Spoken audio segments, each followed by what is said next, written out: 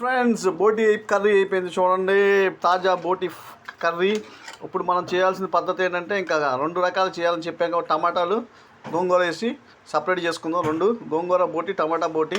My dear friends చూడండి, ఇక్కడ బోటి కర్రీ అయితే అయిపోయింది. ఎలా చేయాలి?